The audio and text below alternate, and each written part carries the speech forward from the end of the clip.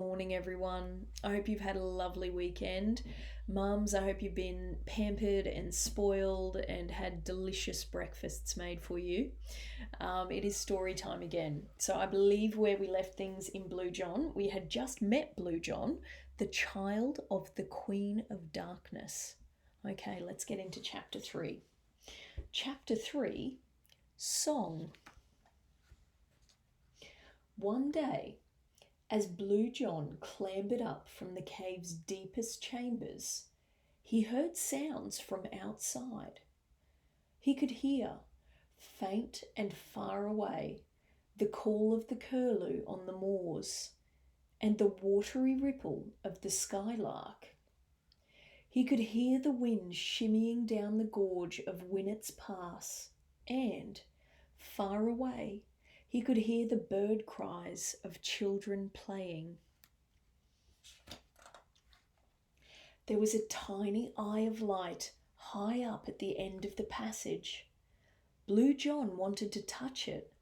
He felt drawn towards it as the sea is drawn by the moon. Yet he could hear the voice of his mother, pulling him back down to the safe darkness. Blue John, Blue John, stay with me. But the sounds from outside were growing nearer. He could hear voices and footsteps and the tiny high sound of someone singing. The sounds were coming towards the cavern. Dark shapes were blocking out the pinhole light of sky. Blue John ran to the deepest chamber and hid there, afraid. "Who are they?" he cried. "Who are they?" The Queen of Darkness laughed. "They are children," she told him. "People come here to look at my caves, to wonder at my marvels, my mysteries. Be still, and you can watch them. See how the creatures of light stumble and fall in my world, but never, never follow them into their own world. Promise me, Blue John." "I promise," he said. Blue John clambered up onto his shelf and lay there as still as stone. He watched and waited as the sounds of outside grew nearer, and he was a little bit excited, and he was a little bit afraid. "And here they come," the Queen of Darkness said. "Here come the children." In they came, giggling and shouting and pushing each other, slipping and sliding and laughing out loud, tripping and ducking and eating their sandwiches, fumbling and falling and full of jokes and courage and sunshine. But as they came further and deeper into the caverns, a hush grew over them. Their voices sank down into whispers.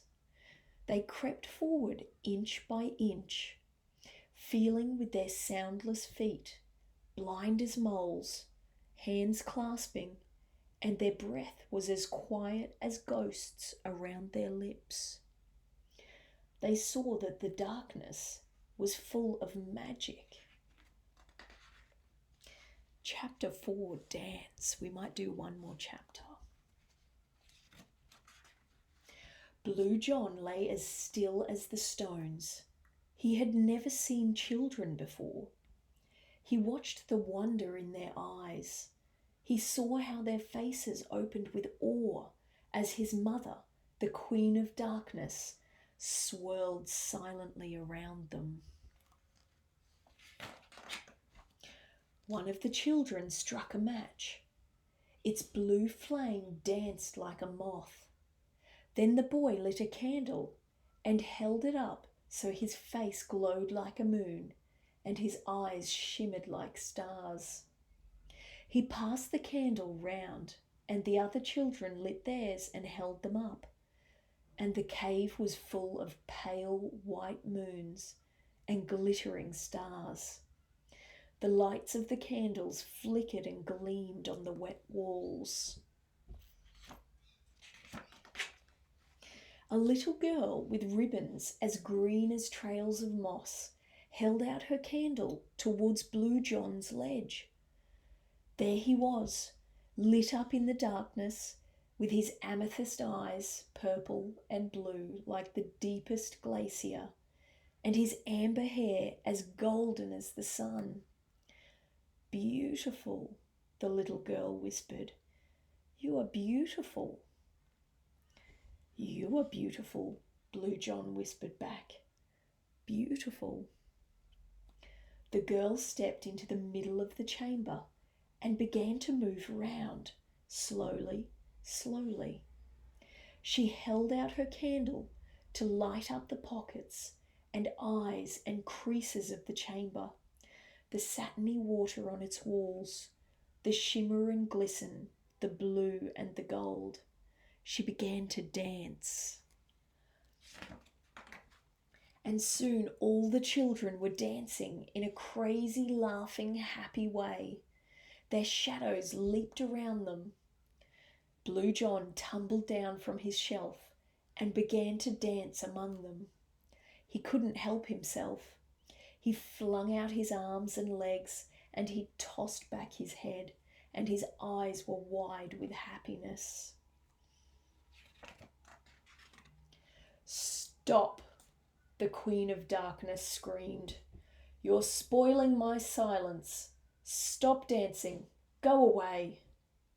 She streamed around the children like the wind of night, and her cold breath chilled them and made their dance faster and wilder.